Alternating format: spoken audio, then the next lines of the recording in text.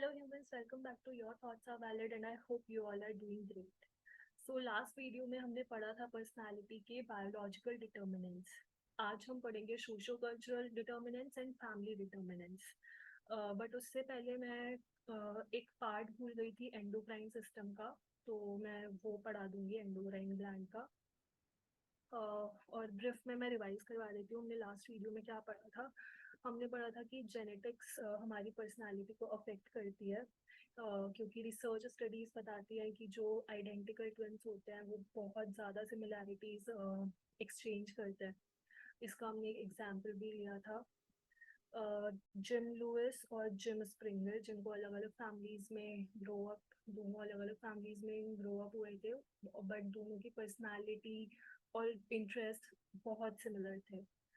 Then हमने physique और physical health के बारे में पढ़ा था, जिसमें हमने पढ़ा था कि सेल्फ परसेप्शन, बॉडी इमेज कैसे हमारी एंजाइटी लेवल्स वगैरह बढ़ा सकता है. फिर हमने एंडोक्राइन ग्लैंड्स पढ़े थे, जिसमें हमने पढ़ा था कि पिट्यूटरी ग्लैंड हाइपोथैलेमस को मैसेज देता है, फिर वहाँ से रिलीज होते हैं कुछ केमिकल्स, रिलीज होते हैं जो फिर अलग अलग एंडोक्राइन ग्लैंड्स पे एक्ट करते हैं और फिर उस वजह से हमारी पर्सनालिटी डेवलप होती है. और हमने इसमें एक ग्लैंड पढ़ लिया था, एड्रीनल ग्लैंड, जिसमें हमने पढ़ा था कि ये हार्मोन्स प्रोड्यूस करता है, जैसे कि कॉर्टिसोल और एड्रेनालिन, जो कि बॉडी के स्ट्रेस रिस्पॉन्स में इन्वॉल्व होते हैं. उसके बाद मैं ये पार्ट पढ़ाना भूल गई थी, तो मैं ये पढ़ा देती हूँ. पहले हम देखते हैं thyroid gland. So the thyroid gland produces hormones that regulate metabolism and energy levels. Okay, it basically thyroid gland का क्या फंक्शन हो गया कि वो मेटाबॉलिज्म रेगुलेट करता है और एनर्जी लेवल को रेगुलेट करता है. सो आपने देखा होगा जब भी किसी का वेट बढ़ता है या कम होता है तो उसको बोला जाता है कि थायराइड का टेस्ट करवाओ, क्योंकि उससे क्या होता है, हाइपर थायराइडिज्म भी हो सकता है और हाइपोथायराइडिज्म भी हो सकता है, क्योंकि वो मेटाबॉलिज्म रेगुलेट कर रहा है. तो अगर ज़्यादा रिलीज हो रहा है तो फिर it will lead to obesity, और अगर कम रिलीज हो रहा है तो it will lead to like you will become very slim, very thin, और उससे आपके एनर्जी लेवल भी अफेक्ट होता है. तो यहाँ पे नेक्स्ट लाइन यही है, disorders of the thyroid such as hypothyroidism और हाइपरथायरॉयडिज्म कैन अफेक्ट मूड भी अफेक्ट होता है, एनर्जी भी, और कॉग्निटिव फंक्शनिंग भी अफेक्ट होती है. ये जो चेंजेस होता है एनर्जी और कॉग्निटिव प्रोसेसिंग में, ये हमारी पर्सनालिटी के काफ़ी सारे पार्ट्स अफेक्ट करते हैं, जैसे कि मोटिवेशन हो गया, मूड स्टेबिलिटी हो गई, सोचने का तरीका हो गया. फिर आ जाता है गोनाड्स पे. गोनाड्स क्या होता है, ओवरीज और टेस्टीज. मैन में टेस्टीज, फीमेल में ओवरीज. तो जो गोनाड्स होते हैं वो सेक्स हार्मोन प्रोड्यूस करने के लिए रिस्पॉन्सिबल होते हैं, जैसे कि एस्ट्रोजन, टेस्टोस्टेरोन, प्रोजेस्टेरोन. और ये जो हार्मोन्स होते हैं ये सेक्सुअल डेवलपमेंट में इन्वॉल्व होते हैं, रिप्रोडक्टिव फंक्शंस में इन्वॉल्व होते हैं, और इनका इफेक्ट बिहेवियर और कॉग्निशन पे पड़ता है. जैसे कि टेस्टोस्टेरोन डोमिनेंस से एसोसिएटेड होता है, असर्टिवनेस से एसोसिएटेड होता है, और रिस्क टेकिंग बिहेवियर से भी एसोसिएटेड होता है. जबकि एस्ट्रोजन होता है वो एम्पैथी और सोशल कॉग्निशन से लिंक्ड होता है. फिर आ जाता है पीनियल ग्लैंड पे. जो पीनियल ग्लैंड होता है वो मेलाटोनिन प्रोड्यूस करता है. ये मेलाटोनिन एक ऐसा हार्मोन है जो कि स्लीप वेक साइकिल को रेगुलेट करता है. स्लीप पैटर्न में डिसरप्शन और मेलाटोनिन सिक्रीशन इम्पैक्ट करता है हमारे मूड को, हमारी कॉग्निटिव फंक्शनिंग को, ओवरऑल वेलबींग को, जो कि हमारी पर्सनालिटी ट्रेट को इनडायरेक्टली इन्फ्लुएंस कर सकता है, जैसे कि इमोशनली स्टेबल रहना या फिर अनस्टेबल रहना, और हमारी मेंटल अलर्टनेस वगैरह, क्योंकि कॉग्निटिव फंक्शनिंग भी अफेक्ट होती है. ओके, फिर से बता देती हूँ. हाइपोथैलेमस एंड पिट्यूटरी ग्लैंड का क्या होता है कि जो डिसरेगुलेशन होता है हार्मोन्स का इन ग्लैंड से, ये मूड को इम्पैक्ट कर सकता है, मोटिवेशन को, स्ट्रेस रिस्पॉन्स को. एड्रीनल ग्लैंड में क्या होता है कि कॉर्टिसोल और एड्रेनालिन प्रोड्यूस करता है ये, जो कि इस बॉडी के स्ट्रेस रिस्पॉन्स में रिस्पॉन्सिबल होता है. थायराइड ग्लैंड मेटाबॉलिज्म और एनर्जी लेवल के लिए रिस्पॉन्सिबल होता है, इसलिए हमारा mood, energy, cognitive functioning affect करता है। गोनाड्स टेस्टोस्टेरॉन ले लेते हैं इसमें एक एग्जांपल, जो कि डोमिनेंस, रिस्क टेकिंग बिहेवियर से एसोसिएटेड होता है। और एस्ट्रोजन जो कि फीमेल में रिलीज होता है, वो एम्पैथी और सोशल कॉग्निशन से रिलेटेड होता है। पीनियल ग्लैंड से क्या होता है, स्लीप ब्रेक साइकिल खराब हो जाती है क्योंकि और एक हार्मोन रिलीज होता है मेलाटोनिन, और यही हार्मोन रिस्पॉन्सिबल होता है स्लीप वेक साइकिल के लिए। और लास्ट हमने पढ़ा था nervous system as a determinant of personality, जिसमें हमने पढ़ा था कि ब्रेन स्ट्रक्चर अफेक्ट करता है हमारी पर्सनालिटी को। न्यूरोट्रांसमीटर्स करते हैं कॉग्निटिव प्रोसेसेस और sensory processing. Okay, so let's move on. आज हम पढ़ेंगे socio cultural factors of personality, family and parenting. तो फैमिली डायनेमिक्स, पेरेंटिंग स्टाइल और जो क्वालिटी होती है पेरेंट चाइल्ड रिलेशनशिप की, वो एक इंसान के डेवलपमेंट में बहुत ज़्यादा इन्फ्लुएंस करती है। जैसे कि क्या कैसे इंटरेक्शन हो रहा है, वैल्यूज क्या दे रहे हैं पेरेंट्स बच्चे को, बिलीव क्या होल्ड करती है एक फैमिली, उससे चाइल्ड का सेल्फ कंसेप्ट बनता है, सोशल स्किल्स डेवलप होती हैं, इमोशनल रेगुलेशन होता है, जिससे पर्सनालिटी अफेक्ट होती है। ओके, लाइक अगर आपके पेरेंट्स सपोर्टिव नहीं है, आपको हर बात पे डांट पड़ती है, तो बहुत ज़्यादा पॉसिबिलिटी है आपका सेल्फ कंसेप्ट बहुत लो होगा, आपकी सेल्फ एस्टीम बहुत लो होगी। Then cultural और social norms, cultural and social norms, beliefs and values, ये सब इंडिविजुअल का बिहेवियर शेप करती हैं, एटीट्यूड शेप करती हैं, जिससे उनकी पर्सनालिटी इम्पैक्ट होती है। सोशलाइजेशन एक पर्टिकुलर कल्चर के अंदर और सोसाइटी जो होती है वो इन्फ्लुएंस करती है ट्रेड्स के डेवलपमेंट को, जैसे कि इंडिविजुअलिज्म हो गया, कंफर्मिटी हो गई, इंडिपेंडेंस हो गया। ओके, जैसे कि सोसाइटी के हिसाब से लड़कों को ज़्यादा फ्रीडम मिलती है, specially we talk about India, लड़कियों को कम मिलती है लाइक दैट। तो उससे लड़कियां इरिटेटेड, उस चीज़ को लेके लड़कियां इरिटेटेड रहती हैं, और अगर फ्रीडम मिल भी जाती है तो एंशियस रहती हैं। देन थर्ड पॉइंट पे आते हैं, जो कि है पीयर इन्फ्लुएंस। तो जो पीयर ग्रुप होता है हमारा, बेसिकली हमारे जो फ्रेंड्स वगैरह होते हैं या फिर क्लासमेट्स, कॉलेज में जिनके साथ भी हम रहते हैं, और जो भी हमारा सोशल इंटरेक्शन होता है बचपन में या फिर एडोलेसेंस में, उससे हमारी पर्सनालिटी बहुत डेवलप होती है, हमारे बिहेवियर डेवलप होते हैं, एटीट्यूड, वैल्यू, जिससे डेवलपमेंट ऑफ ट्रेड्स होता है, जैसे कि हमारी सोशल स्किल्स कैसी हैं, हम कितना रिस्क लेने को तैयार है, हम कितना कंफर्म करते हैं, conformity. Okay, then education and school environment. तो हमारा जो एजुकेशनल सिस्टम होता है और जो स्कूल एनवायरनमेंट होता है, वो हमारी पर्सनालिटी ट्रेट्स शेप करता है बहुत एक्सटेंट तक। क्योंकि जैसे हमारे जो एजुकेशनल एक्सपीरियंसेस होते हैं या फिर एक्सपोजर होता है जो डाइवर्स पर्सपेक्टिव से, या फिर टीचर से हम जैसे हमारे इंटरेक्शन होते हैं और क्लासमेट से, उससे हमारी कौन सी ट्रेट्स इम्पैक्ट हो सकती हैं, self confidence, motivation, academic achievement और सोशल स्किल्स। और लास्ट हो गया सोशो इकोनॉमिक स्टेटस, जिसमें आ जाता है इनकम, एजुकेशन, ऑक्यूपेशन। इससे कैसे इम्पैक्ट होता है, इससे ये होता है कि हमारे पास कितने रिसोर्सेज हैं, हमें कितनी अपॉर्चुनिटीज मिल रही हैं, हमारा सोशल सपोर्ट नेटवर्क कैसा है, जिससे अगर हमारा सोशल सपोर्ट नेटवर्क अच्छा है तो हमारा रेजिलियंस अच्छा होगा, हमारी सेल्फ एस्टीम बढ़ेगी, एम्बिशियस होंगे, सेंस ऑफ कंट्रोल होगा। ठीक है, तो हमने सोशो कल्चरल फैक्टर्स में अभी तक 5 चीजें पढ़ी: family and parenting, cultural and social norms, peer influences, education and school environment, और सोशो इकोनॉमिक स्टेटस। आगे बढ़ते हैं। अगला है cultural media and social media. जैसे जो मीडिया होता है, जो भी हम देखते हैं, या फिर लिटरेचर, सोशल मीडिया, कुछ भी, उससे हमारे एटीट्यूड, बिहेवियर, परसेप्शन सब कुछ इम्पैक्ट होता है। और इससे हमारी बॉडी इमेज को लेके हम इससे हमारी बॉडी इमेज बनती है। जैसे कि हम देखते हैं कि हीरोइंस को एक परफेक्ट शेप में रहना होता है, तो हमारे दिमाग में भी वही आता है कि हमें भी स्लिम होना है, हमें भी मेंटेन करनी है बॉडी। वहीं अगर हमारा कोई अगर एक आइडल बन गया है, वो जो भी उसके वैल्यूज हैं, जो भी उसके थॉट्स हैं, हम ट्राई करते हैं कि हम वैसे ही बन जाएं।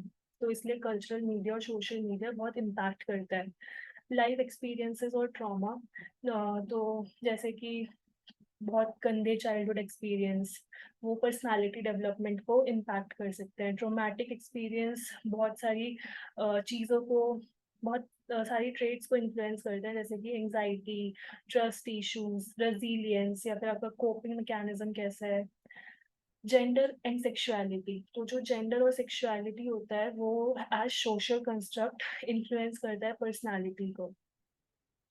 बेसिकली कुछ सोसाइटल एक्सपेक्टेशन होती है, like if you are man you are suppose to earn for the family, you should earn, वरना लोग आपको जज करने लगते हैं। और कहीं ना कहीं इन सोसाइटल नॉर्म्स की वजह से आपको भी होता है कि आप एक you are a male so you need to earn.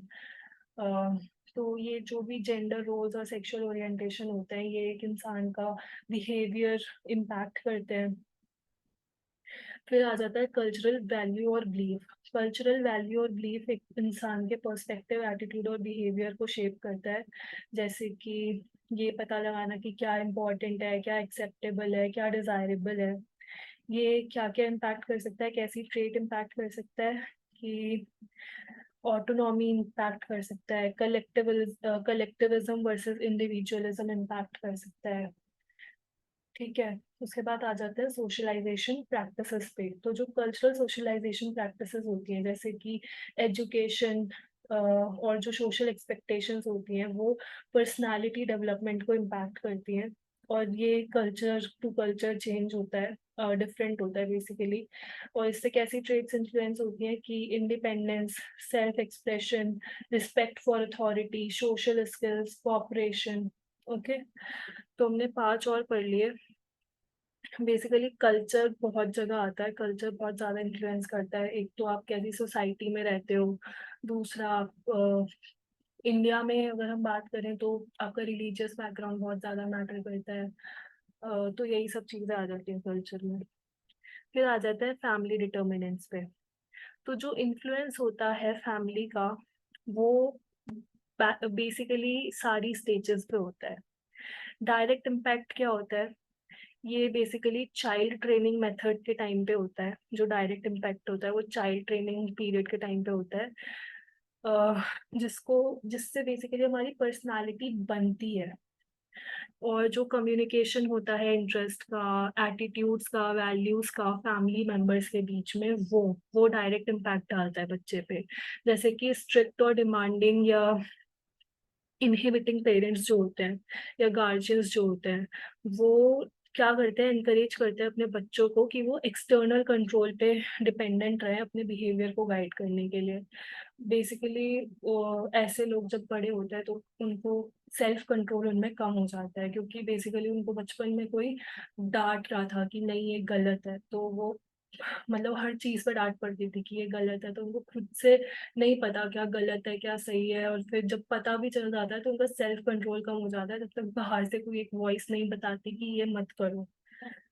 अ, तो ऐसे बच्चे जो होते हैं वो इम्पल्सिव हो जाते हैं काफी बड़े होके, इवन बचपन में भी जब वो थोड़े बड़े हो जाते हैं। इनडायरेक्ट इम्पैक्ट कैसे होता है, इनडायरेक्ट मतलब कि बच्चे हमेशा अपने पेरेंट्स को देखते हैं कि वो क्या कर रहे हैं, तो वो अपने पेरेंट्स से आइडेंटिफाई करने की कोशिश करते हैं। रिसर्च सजेस्ट करती है कि जो इमिटेशन होता है वो पर्सनालिटी पैटर्न को शेप करता है। ठीक है, पर्सनालिटी को शेप करता है बेसिकली। जैसे कि पेरेंट्स के साथ रहना, जो कि बहुत एंशियस पेरेंट्स हैं, नर्वस हैं, या फिर जिनमें बिल्कुल ह्यूमर नहीं है, उससे क्या होता है बच्चा भी जो होता है वो सब देखता है, वो भी नर्वस रहने लगता है और उसको काफी जल्दी गुस्सा आने लगता है। ऐसे ही अगर कोई बहुत वार्म, अफेक्शनेट, लविंग और इंटरेस्टेड पेरेंट्स हैं जो कि लाइक काफी सोशली एक्टिव वगैरह हैं, तो ऐसे जो लोग होते हैं ये इन ऐसी फैमिलीज के जो बच्चे होते हैं वो काफी उनका इंटरेस्ट रहता है वेलफेयर में, अफेक्शन के लिए, और अफेक्शन का दूसरे लोगों के लिए भी। सिर्फ ये नहीं कि घर में, बाहर के भी जो लोग हैं जो स्ट्रेंजर्स हैं basically, so they are good to all people. Moving on, अब ऑर्डिनल पोजीशन देखते हैं।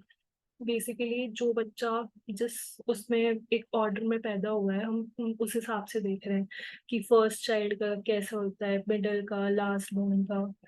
तो देखते हैं।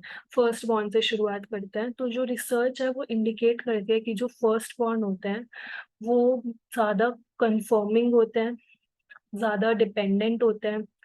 अ, वो ज़्यादा लाइक इंट्रोवर्टेड भी होते हैं जो फर्स्ट बॉर्न होते हैं।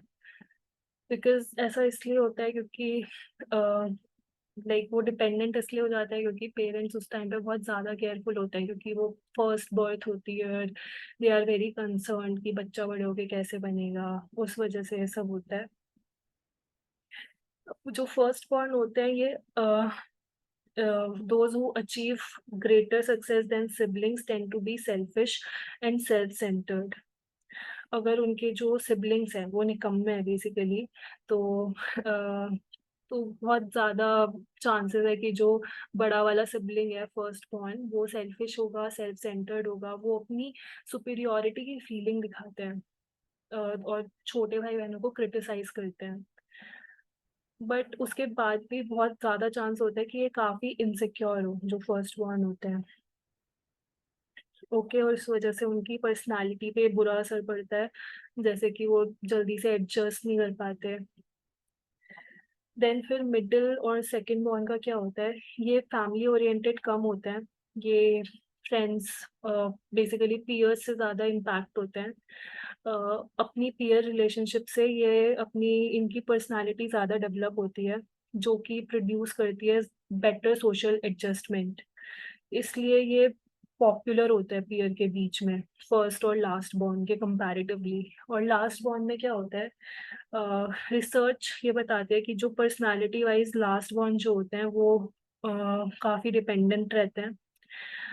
उनमें सेल्फ कॉन्फिडेंस की बहुत कमी होती है, ना ही वो अपना फ्रस्ट्रेशन टॉलरेट कर पाते हैं अच्छे से, और अथॉरिटी वाली फीलिंग भी नहीं होती उनमें।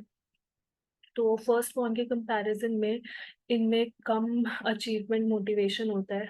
ये फैमिली से ज़्यादा प्रेशराइज नहीं होते कि ये अर्न ज़्यादा अचीव करें, क्योंकि सारा प्रेशर यूजुअली फर्स्ट बॉर्न पे होता है। फिर हम चलते हैं आगे। फैमिली डिटर्मिनेंट्स का ही पार्ट है ये भी। इमोशनल क्लाइमेट कैसा है होम का वो भी डिटरमाइन करता है। फेवरेबल क्लाइमेट क्या होता है, वो इंडिविजुअल जो कि रिएक्ट करता है पर्सनल प्रॉब्लम और फ्रस्ट्रेशन से calmly, can be tolerant and cooperative with people. अगर आप ऐसी फैमिली में ग्रो अप हुए हो जहाँ पे प्रॉब्लम से और फ्रस्ट्रेशन को कामली डील किया जाता है, तो आप बड़े होके कोऑपरेटिव होगे, टॉलरेंट होगे लोगों के साथ। और जो इमोशनल क्लाइमेट होता है घर का, वो फुल ऑफ फ्रिक्शन और कॉन्फ्लिक्ट से है अगर भरा हुआ, तो बहुत ज़्यादा चांसेस हैं कि जो बच्चा उस फैमिली में ग्रो हो रहा है वो काफ़ी हॉस्टाइल होगा और यूजुअली एग्रेसिवली रिएक्ट करेगा। फिर साइज़ ऑफ द फैमिली भी बहुत मैटर करता है। जैसे लार्जर फैमिलीज़ लेते हैं हम, तो जो पेरेंट्स होते हैं उन पे कम टाइम होता है अपने बच्चों पे ध्यान देने का, इसलिए जो चिल्ड्रन होते हैं वो थोड़े ज़्यादा इंडिपेंडेंट होते हैं और जल्दी मैच्योरिटी दिखाने लगते हैं। ये एनकरेज करता है पर्सनालिटी कैरेक्टरिस्टिक, जिससे लाइक जैसे कि वो सोशल एडजस्टमेंट काफ़ी इजीली कर लेते हैं। और घर का माहौल शांत रखने के लिए parents usually authoritarian method of control use करते हैं, जिससे एक स्ट्रॉन्ग सेंस ऑफ रिसेंटमेंट और रिबेलियन क्रिएट होता है बच्चों के बीच में। स्मॉल फैमिली में क्या होता है, पेरेंट्स इनफ केयर प्रोवाइड कर पाते हैं, अच्छे से गाइड कर पाते हैं हर बच्चे को। ये सेल्फ कॉन्फिडेंस प्रोड्यूस करता है, सेल्फ अश्योरेंस प्रोड्यूस करता है। और due to competition for getting parental affection, affection और अप्रूवल जो होता है स्मॉल फैमिलीज में, जेलसी और एनवी होती है फर्स्ट बॉर्न के अगेंस्ट, जिनको माना जाता है कि वो पेरेंट के फेवरेट होते हैं। उससे सेल्फ कंसेप्ट डैमेज हो जाता है, हो सकता है, बेसिकली ज़्यादा चांसेस इसके होते हैं। ये सब रिसर्च से बेसिकली फाइंड किया गया है। ठीक है, तो हम मैं एक बार सारे बता देती हूँ हमने जो भी डिटर्मिनेंट्स पढ़े हैं अभी तक। तो हमने पहले पढ़े बायोलॉजिकल डिटर्मिनेंट्स पर्सनालिटी के, जिसमें हमने पढ़ा genetics, physique and physical health, endocrine gland और नर्वस सिस्टम। ये मैं पहले ही रिवाइज करवा चुकी हूँ, तो मैं अब नहीं करवा दी। फिर हमने पढ़ा सोशो कल्चरल फैक्टर पर्सनालिटी का, जिसमें फैमिली और पेरेंटिंग इन्वॉल्व है, कल्चरल और social norms, peer influences, education in school environment, social economic status, फिर cultural media and social media, life experiences और ट्रॉमा, जेंडर और सेक्सुअलिटी, कल्चरल वैल्यूज और believes और सोशलाइजेशन प्रैक्टिसेस। फिर हमने फैमिली का पढ़ा कि वो डायरेक्ट और इनडायरेक्ट इम्पैक्ट कैसे होता है। डायरेक्ट इम्पैक्ट जैसे आपको बचपन में जो कि आपकी बेसिकली आप कैसे ग्रो अप हुए हो फैमिली में। फिर इनडायरेक्ट इम्पैक्ट कैसे इमिटेट करके अपने पेरेंट्स को। फिर और क्या क्या इम्पैक्ट करता है कि ऑर्डिनल पोजीशन क्या है, फर्स्ट बॉर्न हो, सेकंड बॉर्न हो, लास्ट बॉर्न हो। फिर और क्या होता है कि इमोशनल क्लाइमेट कैसा है घर का, फैमिली साइज कैसा है। तो ये सब हमने पढ़ा डिटर्मिनेंट्स में पर्सनालिटी के। तो अब डिटर्मिनेंट्स ओवर हो चुके हैं। नेक्स्ट वीडियो में हम पढ़ेंगे टाइप और ट्रेड थ्योरी। नेक्स्ट वीडियो में हम बस टाइप थ्योरी पढ़ेंगे, टाइप थ्योरीज और उसके टाइप, वो different kind of type theories जो होती हैं वो पढ़ेंगे। उसके बाद हम ट्रेड थ्योरी वगैरह पढ़ेंगे। तो हो सकता है ट्रेड थ्योरी में थोड़ा टाइम लग जाए क्योंकि उसमें जो थ्योरीज हैं वो थोड़ी लंबी हैं, बट टाइप थ्योरीज एक ही वीडियो में कंप्लीट हो जाएगा। So I hope you guys like this video. If you have any doubt please comment in the comment box, I will definitely reply.